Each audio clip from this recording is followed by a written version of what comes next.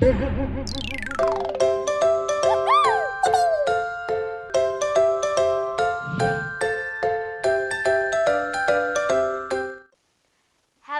kids!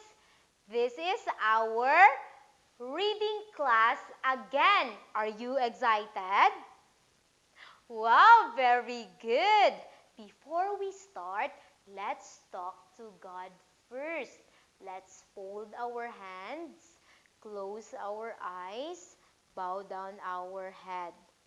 Father, thank you for this another day that you give us again.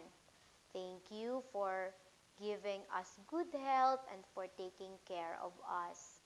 Please help us today as we learn and study. In Jesus' name we pray. Amen.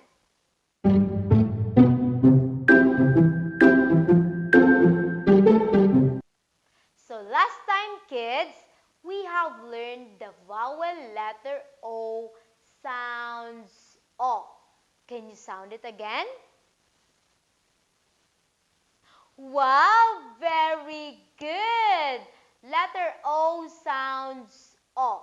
Today, we are going to learn a new vowel letter.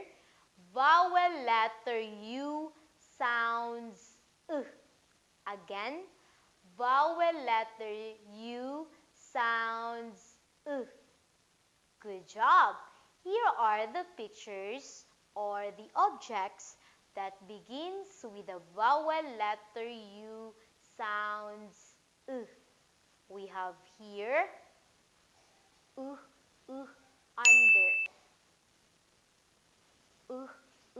up, umbrella, underground, umpire, uncle, and lastly, underwater. Very good, kids.